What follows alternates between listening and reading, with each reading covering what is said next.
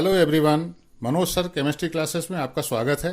आप मेरे वीडियोज़ को लाइक, सब्सक्राइब और शेयर ज़रूर करें, जिससे मेरे नए वीडियो सबसे पहले आप तक पहुँचें और आपको नॉलेज गेन करने और परसेंटेज स्कोर करने में मदद मिले। हेलो एवरीवन, हम लोग देख रहे हैं कोलरॉस नियम के अनुप्रयोग। 2 अनुप्रयोग हम लोगों ने देख चुके हैं। आज बाकी के बचे 2 अनुप्रयोग हम लोग देखेंगे। तो नेक्स्ट अनुप्रयोग है दुर्बल विद्युत अपघट्य के लिए वियोजन स्थिरांक की गणना। हम लोगों ने 11th क्लास में ओस्टवाल्ड तनुता का नियम पढ़ा है। जितने भी दुर्बल विद्युत अपघट्य हैं द्रव्य अनुपाती क्रिया नियम का पालन करते हैं।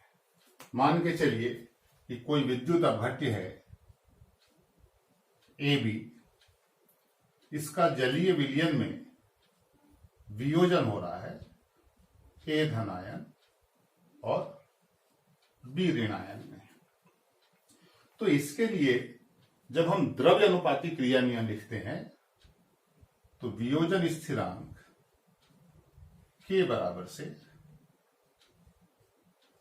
धनायन का सांद्रण गुणित ऋणायन का सांद्रण बटे अवियोजित विद्युत अपघट्य का सांद्रण। तो यहां जो K है ये है वियोजन स्थिरांक और इसी की हमें गणना करनी है। तो ओस्टवाल्ड तनुता के नियम में हम लोगों ने देखा है कि स्थिर ताप पर किसी दुर्बल विद्युत अपघट्य के वियोजन की मात्रा विलयन की सांद्रता के वर्गमूल के व्युत्क्रमानुपाती होती है। तो हमें गणना करनी है K की, और ओस्टवाल्ड तनुता के नियम में जो बातें कही गई हैं उस आधार पर हम वियोजन स्थिरांक की गणना करेंगे। तो हम जानते हैं कि ओस्टवाल्ड तनुता के नियमानुसार किसी दुर्बल विद्युत अपघट्य के विलयन की स्थिर ताप पर वियोजन की मात्रा क्या होती है? अल्फा। इसके पहले हम लोग देख चुके हैं। तो वियोजन की मात्रा उसके मोलर सांद्रण के वर्गमूल के व्युत्क्रमानुपाती होती है। तो इसको हम गणितीय रूप से इस प्रकार से लिख सकते हैं, alpha equal to under root के अपॉन सी, जहां के वियोजन स्थिरांक है। अब हम लोगों ने इसके पहले वाले वीडियो में कोलरॉस नियम का दूसरा अनुप्रयोग देखा है, जहां वियोजन की मात्रा की गणना की है, अल्फा की गणना की है। तो हमने ये व्यंजक इसके पहले वाले वीडियो में देखा है, तो हम लिख सकते हैं, परंतु कोलरॉस नियम से अल्फा इक्वल टू क्या होता है? दी गई सांद्रता पर मोलर चालकता बटे अनंत तनुता पर मोलर चालकता। तो हम इस मान को यहां अल्फा की जगह रख देंगे। तो इस व्यंजक में ये कोलरॉस के नियम से मान रखते हैं, तो हमें प्राप्त हो जाएगा लैम्डा सी एम बटे lambda infinity M equal to under root के अपॉन सी। सी है मोलर सांद्रण। तो इस प्रकार ये जो अनुप्रयोग है बहुत ही छोटा है। मैंने इसके पहले के वीडियो में भी आपको बताया है कि एमपी बोर्ड में कई बार ऐसा प्रश्न आया है कि कोलरॉस नियम के कोई 2 अनुप्रयोग लिखिए। तो जो छोटे अनुप्रयोग हैं ए बी करके हमें लिखना चाहिए। 2.5 नंबर के 2 हो जाएंगे। 5 नंबर का कुल प्रश्न आता है इस अध्याय से, तो 2.5 नंबर के 2 अनुप्रयोग हो जाएंगे। तो आपको जो इसके पहले वाले वीडियो में बताया है, वियोजन की मात्रा ज्ञात करना, किसी दुर्बल विद्युत अपघट्य के लिए वियोजन की मात्रा ज्ञात करना, और ये वाला दुर्बल विद्युत अपघट्य के लिए वियोजन स्थिरांक की गणना, ये 2 अनुप्रयोग आपको देना होगा यदि कोई 2 अनुप्रयोग पूछता है।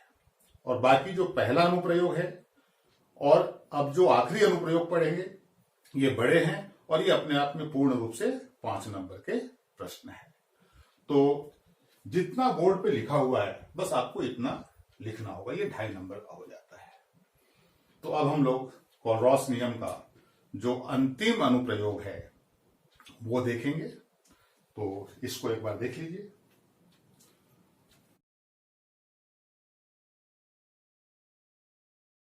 नेक्स्ट अनुप्रयोग है अल्प विलेय लवणों की विलेयता ज्ञात करना। ये बहुत ही ज्यादा इंपॉर्टेंट है। एमपी बोर्ड में अनेकों बार ये प्रश्न के रूप में आ चुका है। सीधे सीधे 5 नंबर का प्रश्न आता है। देखिए, कुछ लवण ऐसे हैं, उदाहरण के लिए silver chloride, barium sulphate, lead sulphate, इनको जल में अविलेय माना गया है, लेकिन प्रायोगिक प्रेक्षणों के आधार पर यह पाया गया है कि इनकी भी जल में एक निश्चित विलेयता होती है, जिसे हम कोलरॉस नियम का उपयोग करते हुए ज्ञात कर सकते हैं। ये लवण ऐसे हैं जिनकी क्रिस्टल जालक ऊर्जा का मान बहुत उच्च होता है। इनको जब हम जल में घोलते हैं, एक उदाहरण से समझते हैं। एक बीकर में हमने इस प्रकार के लवण को घोला है। अब इनकी क्रिस्टल जालक ऊर्जा अत्यधिक उच्च है, तो जल के अणु क्रिस्टल जालक से धनायन और ऋणायन को खींचकर अलग नहीं कर पाते हैं, लेकिन कोनों पर जो स्थित आयन है या जो जालक के कोर पर स्थित आयन है, वो अपेक्षाकृत दुर्बल आकर्षण बलों से बंधे होते हैं, जिन्हें जल के अणु खींचकर अलग कर लेते हैं। मान के चलिए इस कॉर्नर का एक आयन अलग हो गया, इसका यहां से अलग हुआ, तो कुछ आयन यहां जल में आ जाते हैं। तो इस प्रकार हम इनको टोटली अविलेय नहीं कह सकते हैं, इनकी भी एक निश्चित मात्रा विलेय हो रही है। तो ऐसे लवणों को जब हम जल में विलेय करते हैं तो इनकी अत्यंत अल्प मात्रा जल में विलेय होती है और अधिकांश लवण अविलेय बचा रहता है। अब इस विलयन की अगर हम तुलना संतृप्त विलयन से करें तो संतृप्त विलयन की क्या परिभाषा है? जिसमें और अधिक विलेय पदार्थ नहीं घोला जा सकता है। तो यहां पर भी देखिए, जितना घुलना था घुल गया, बाकी जो विलेय पदार्थ है ये नहीं घुल रहा है। इसका मतलब है इसको हम संतृप्त विलयन मान सकते हैं। अब संतृप्त विलयन की विशेषता होती है कि संतृप्त विलयन अत्यधिक सांद्र होते हैं, लेकिन इसके विपरीत यह अत्यंत तनु है। इतना तनु है कि इसमें विलेय पदार्थ को हम अनंत तनुता पर मान सकते हैं। अनंत तनुता का मतलब क्या होता है? जहां सांद्रता शून्य हो जाती है, तो उसको हम कहते हैं अनंत तनुता। तो अत्यंत अल्प मात्रा विलेय है, तो विलयन की सांद्रता क्या हो जाएगी? शून्य। तो इसको हम अनंत तनुता पर मान सकते हैं। अब अनंत तनुता की क्या विशेषता है? अनंत तनुता में हम किसी विद्युत अपघट्य को पूर्ण रूप से वियोजित मान लेते हैं। तो यहां पर ये जितना वियोजित होना था हो गया, बाकी तो और वियोजित होगा नहीं, तो इसी को हम पूर्ण रूप से वियोजित मान लेंगे। तो ऐसे लवणों को जब जल में विलेय किया जाता है तब इनकी अत्यंत अल्प मात्रा जल में विलेय होती है और अधिकांश लवण अविलेय बचा रहता है। इस प्रकार एक संतृप्त विलयन प्राप्त होता है। यद्यपि यह विलयन संतृप्त है, फिर भी इतना तनु है कि इसमें विलेय विद्युत अपघट्य को अनंत तनुता पर और पूर्ण रूप से वियोजित माना जा सकता है। अब देखिए, जो दी गई सांद्रता है इसी को हमने अनंत तनुता पर मान लिया है। इसका मतलब है कि दी गई सांद्रता पर मोलर चालकता और अनंत तनुता पर मोलर चालकता, ये दोनों के मान आपस में बराबर होंगे। तो ऐसे लवणों के लिए दी गई सांद्रता पर मोलर चालकता और अनंत तनुता पर मोलर चालकता, इन दोनों को हम बराबर मान सकते हैं और इस आधार पर ही हम गणना के द्वारा इनकी विलेयता ज्ञात कर सकते हैं। तो चलिए इस गणना को आगे देखते हैं।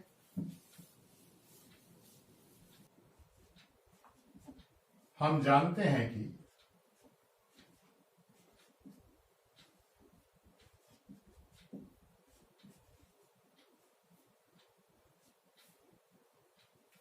दी गई सांद्रता पर मोलर चालकता, ये होता है विशिष्ट चालकता गुणित V आयतन, और अनंत तनुता पर मोलर चालकता ये होता है V प्लस लैम्डा इंफिनिटी धनायन और V माइनस लैम्डा इंफिनिटी ऋणायन। तो ये है दी गई सांद्रता पर मोलर चालकता, ये है अनंत तनुता पर मोलर चालकता। परंतु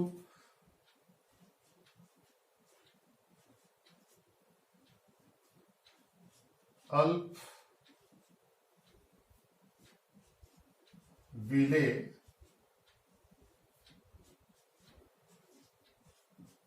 लवणों के लिए अभी हम लोगों ने देखा अल्प विलेय लवणों में लैम्डा CM और लैम्डा इंफिनिटी M, ये दोनों के मान आपस में बराबर होते हैं। तो इस सूत्र से इनके मान यहां रखे जा सकते हैं, या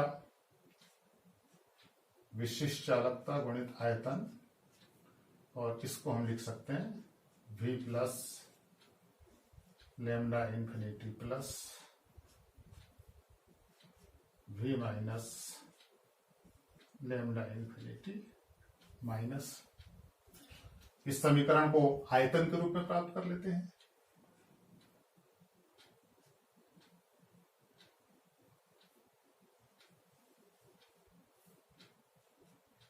V plus lambda infinity plus V minus lambda infinity minus, और बटे में ये आ जाएगा विशिष्ट चालकता। हमें पता है कि V क्या है, मिलीलीटर में वह आयतन है जिसमें विद्युत अपघट्यता 1 ग्राम मोल विलेय है। तो हम लिख सकते हैं जहां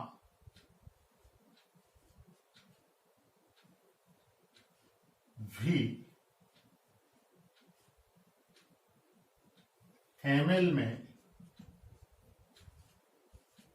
वह आयतन है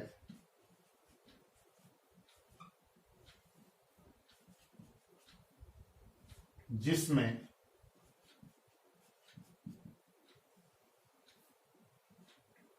एक ग्राम मोल पदार्थ विलेय है।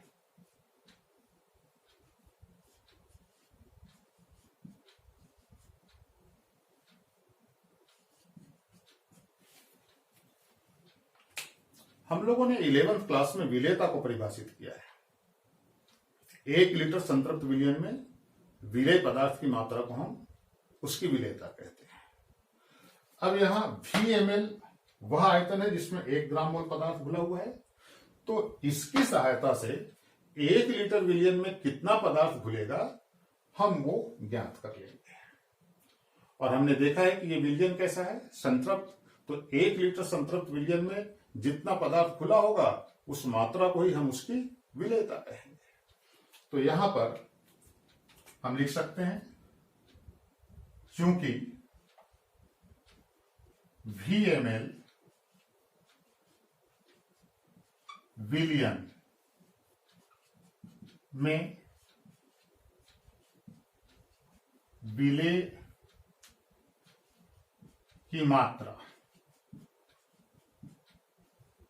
विलेय की मात्रा कितनी है, 1 ग्राम मोल, 1 ग्राम मोल। इसलिए 1000 ml, 1 लीटर अर्थात 1000 ml विलयन में विलेय की मात्रा, ये कितना हो जाएगा? 1000 बटे V हो जाएगा। ये हो जाएगा 1000 बटे V ग्राम मोल।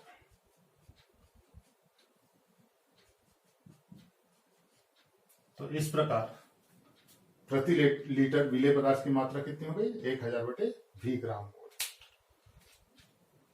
अर्थात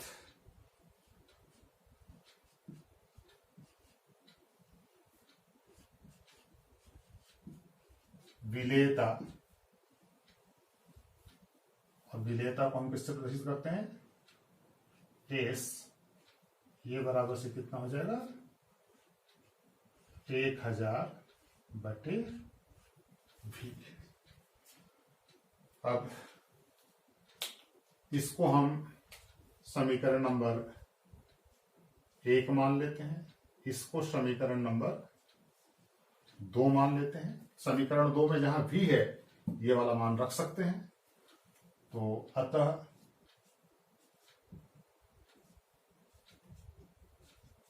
समीकरण 1 व 2 से, समीकरण 1 व 2 से क्या प्राप्त हो जाएगा? S बराबर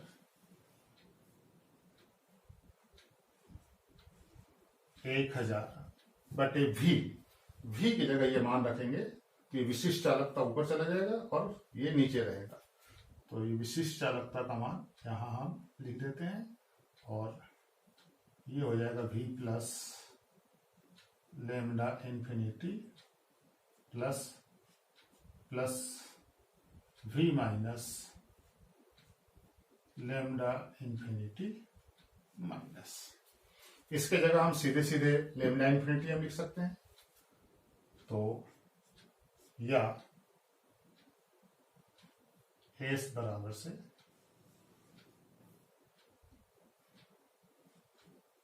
K गुणित, सॉरी विशिष्ट चालकता गुणित 1000